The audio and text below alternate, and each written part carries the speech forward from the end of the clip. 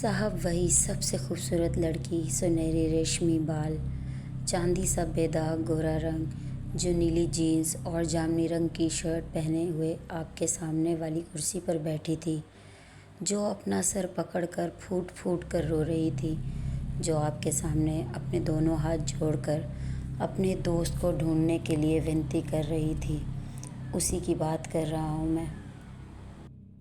ये सुनकर इंस्पेक्टर साहब को कुछ याद आ गया, तो इंस्पेक्टर साहब बोले, अरे हवलदार साहब, उसका नाम मैना नहीं नैना, मेरा मतलब है सुनैना है। सब बातें करने में मशगूल थे और उनकी गाड़ी धीरे धीरे जंगल के डरावना माहौल से बाहर निकलने लगी।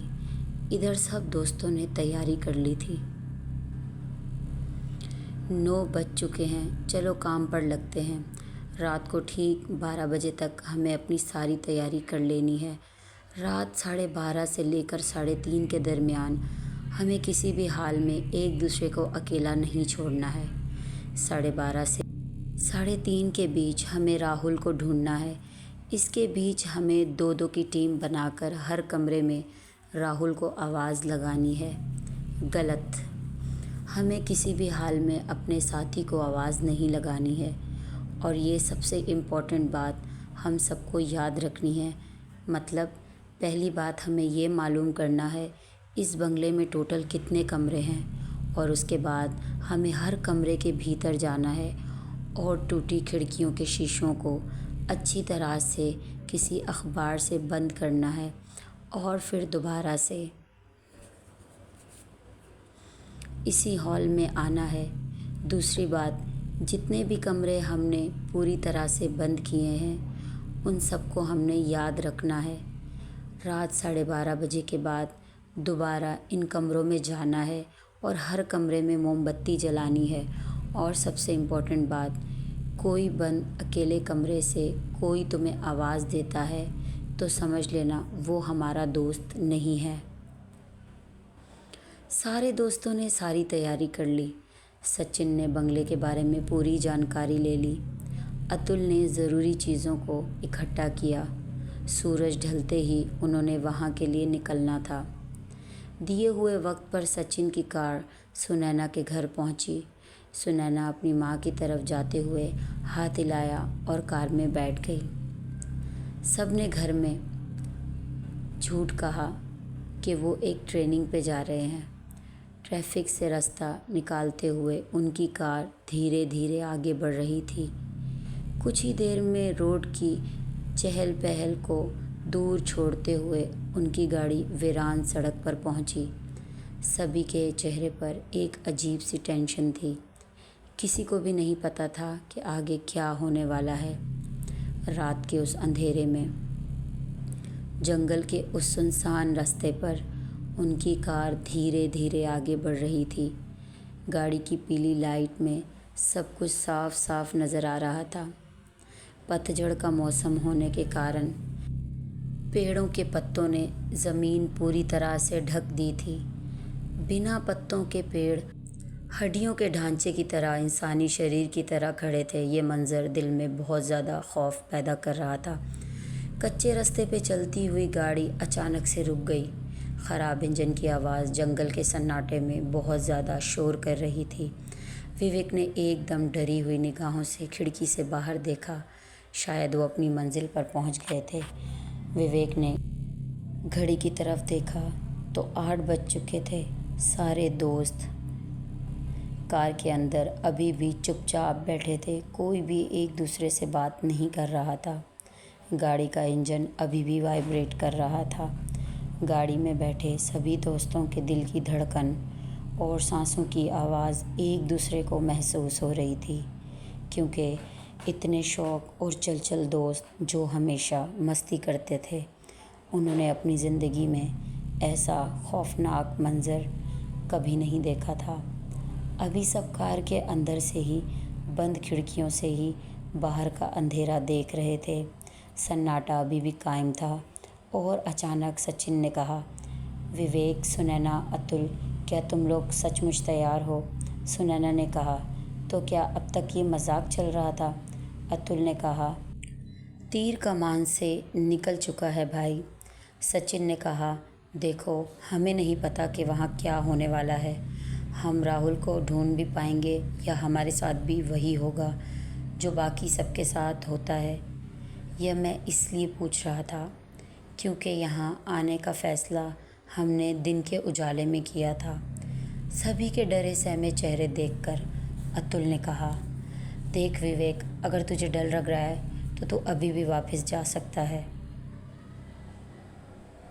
विवेक बहुत घबरा रहा था कि जाए या ना जाए, लेकिन सुनैना, अतुल और सचिन तीनों अपने दोस्त राहुल को आज रात ढूंढने की ठान चुके थे। गाड़ी से थोड़ा दूर वो भूत बंगला काफ़ी पुराना होने की वजह से बहुत खौफनाक लग रहा था, क्योंकि बंगले के अंदर लाइट होने की कोई सूचना नहीं थी। सबने 2 टॉर्च और एक माचिस की डिबिया रखी थी। एक बक्सा जिसमें 4 टॉर्च और काफ़ी दर्जन मोमबत्तियां अपने साथ रखी थी। सभी दोस्त गाड़ी से उतरकर कच्ची सड़क पर चलने लगे। आज अमावस की रात थी। काले आसमान पर चमकते हुए सितारे ज़मीन की तरफ ऐसे देख रहे थे जैसे वो ज़मीन पर होने वाली हर हलचल को महसूस कर रहे हों।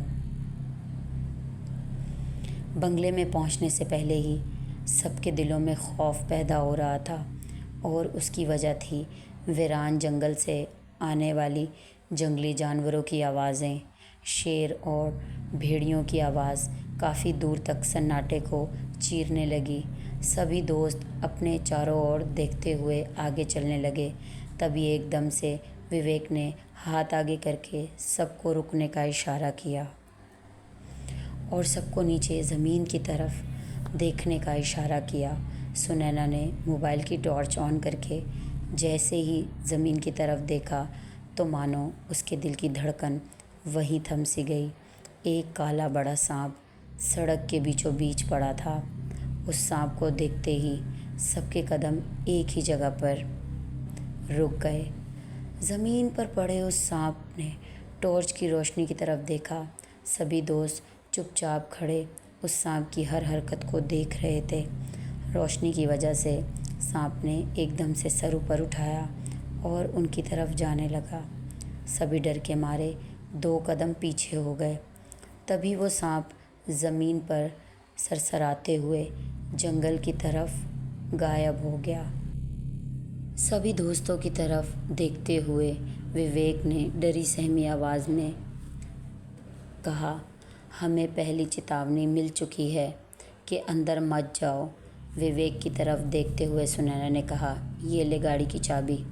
अगर तुझे डर लग रहा है तो तू जा सकता है, और हाँ, अगर हमारा कहीं पिकनिक पे जाने का प्लान बना तो तुझे ज़रूर बताएंगे। विवेक को सुनैना की ये बात अच्छी नहीं लगी। हंसते हुए कहने लगा, यार मैं तो मजाक कर रहा था। सचिन ने कहा, श्श्श, सब अपनी अपनी टॉर्च बंद करो और एक ही टॉर्च से काम चलाओ और शोर नहीं करना। चुपचाप सभी दोस्त बंगले के अंदर की तरफ चलने लगे। उस बंगले का नज़ारा दिल में खौफ पैदा कर रहा था। टॉर्च की रोशनी मारते हुए सब बंगले की तरफ आगे बढ़ने लगे और थोड़ी ही देर में सब बंगले के दरवाजे तक पहुंच गए, और दरवाजे को अंदर की तरफ धकेल कर खोलने की हिम्मत किसी की भी नहीं हो रही थी। सभी सोच रहे थे कि अंदर जाना चाहिए या नहीं। विवेक ने कहा, दोस्तों अभी भी सोच लेते हैं कि अंदर जाएं या नहीं। अतुल ने फ़ौरन कहा, तू अभी भी सोच ही रहा है, अब तो सवाल ही पैदा नहीं होता है पीछे हटने का। अतुल ने सब विवेक को बहुत गुस्से में कहा, पर दोनों की बातों को अनसुना करते हुए सुनैना ने आगे हाथ बढ़ाया और एक लंबी सांस लेते हुए दरवाज़ा खोल दिया, और डरते हुए सुनैना ने बंगले के अंदर अपना पहला कदम रख दिया और पीछे पीछे बाकी के दोस्त भी अंदर आने लगे। अंदर क्या होगा जानने के लिए कहानी का अगला हिस्सा ज़रूर सुनिए, और चैनल को सपोर्ट करने के लिए चैनल को सब्सक्राइब करें, लाइक करें और कमेंट ज़रूर करें।